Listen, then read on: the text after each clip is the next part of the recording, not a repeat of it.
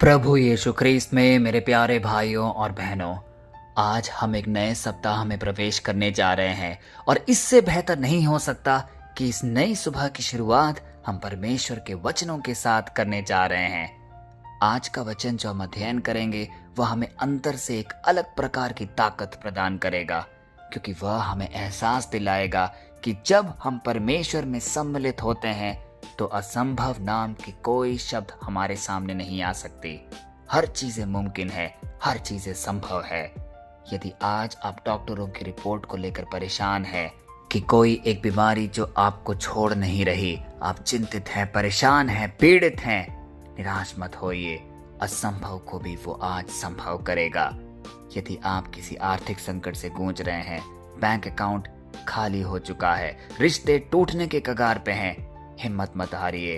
वह आपके जीवन में एक नया प्रकाश लेकर आएगा, क्योंकि आज का वचन सीधे स्वर्ग के सिंहासन से हम सब के बीच उतरने वाला है। आज का वचन जो हम अध्ययन करेंगे वह लिया गया है लूका के सुसमाचार से, अध्याय 1 पद संख्या 37 से 38, और वह इस प्रकार है। क्योंकि परमेश्वर के लिए कुछ भी असंभव नहीं। तब मरियम ने कहा, देख, मैं प्रभु की दासी हूँ, मुझे तेरे वचन के अनुसार हो। प्यारे भाई और बहनों, कितना क्रांतिकारी है ये वचन। शुरुआती लाइनों को हम दोबारा पढ़ें। क्योंकि परमेश्वर के लिए कुछ भी असंभव नहीं।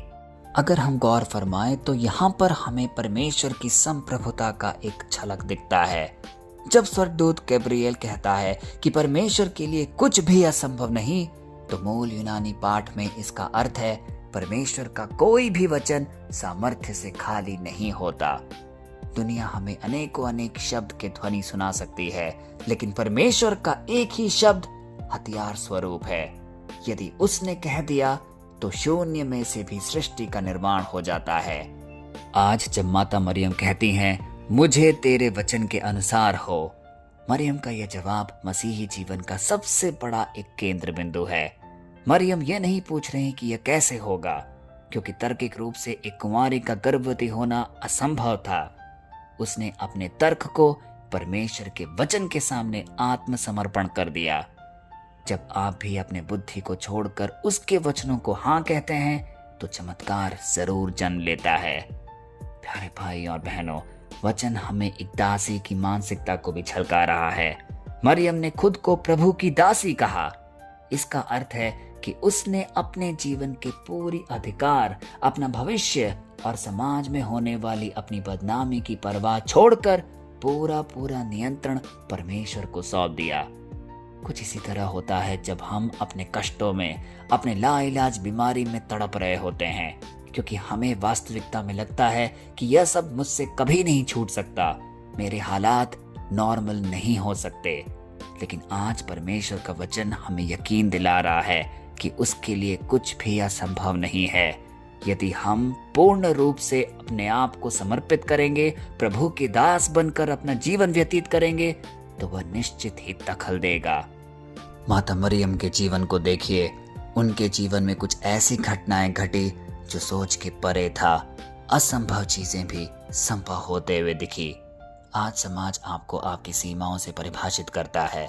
लोग आपसे कहते हैं कि तुम्हारी उम्र निकल चुकी है, अब तुम कुछ हासिल नहीं कर सकते, तुम्हारे पास डिग्री नहीं है, पैसा नहीं है।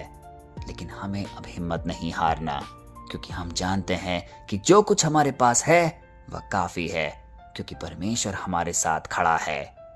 आज कई लोग अपनी बीमारी के इलाज को लेकर परेशान हैं। कई डॉक्टरों को दिखा चुके हैं, कई दवा दारू कर चुके हैं, लेकिन कोई राहत नहीं। लेकिन आज परमेश्वर हमसे कह रहा है, अपने विश्वास में अड़िग रहो, अपने आप को पूर्ण रूप से कृतज्ञ दिल से परमेश्वर को समर्पित करो, क्योंकि जब हम उसके जीवंत वचन पर विश्वास करते हैं तो चमत्कार जरूर होता है। प्यारे भाई और बहनों, जब आप मरियम की तरह अपनी चिंताओं और अपनी परिस्थितियों को यहोवा पर डाल देते हैं, तो वह आपकी सोच से परे जाकर आपकी कल्पनाओं को सिद्ध करता है। असंभव शब्द केवल इंसानों की डिक्शनरी में है, स्वर्ग की डिक्शनरी में केवल एक ही शब्द है, हो गया।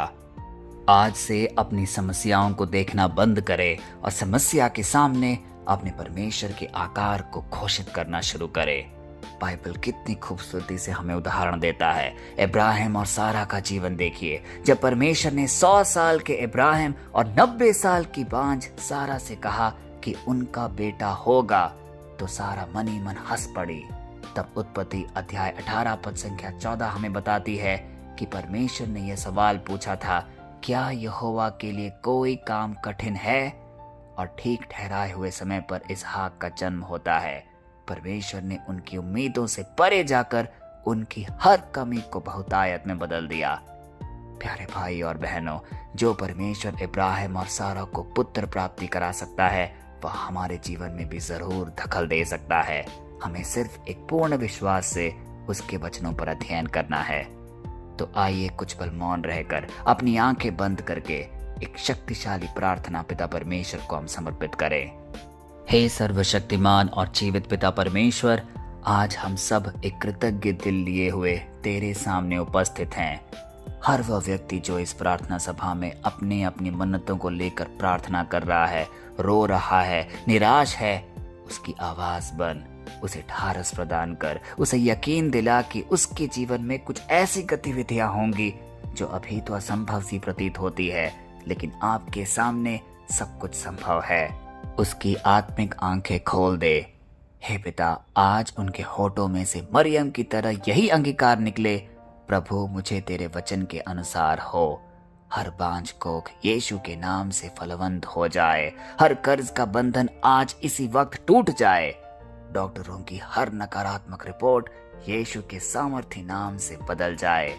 तू अपनी महिमा के धन के अनुसार उनकी हर जरूरत को पूरा कर।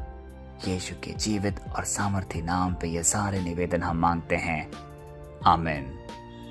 प्यारे भाई और बहनों, आज जब हम इस प्रार्थना सभा के बाद उठें तो अपनी समस्याओं के बोझ से दब कर नहीं रहना है। हमें सिर उठाकर और सीना तान कर जाना है, क्योंकि जो परमेश्वर आपके साथ आज खड़ा है, उसके लिए कैंसर की आखिरी स्टेज, व्यापार का घाटा, रिश्तों के तनाव, उम्मीद का टूटना कुछ भी असंभव नहीं है।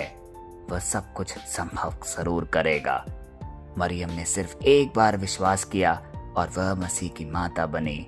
आज यदि आप मसीह के वचन पर विश्वास करने के लिए तैयार हैं, तो आपका जीवन जरूर बदलेगा। एक जीवित गवाही बनने के लिए वह तैयार है।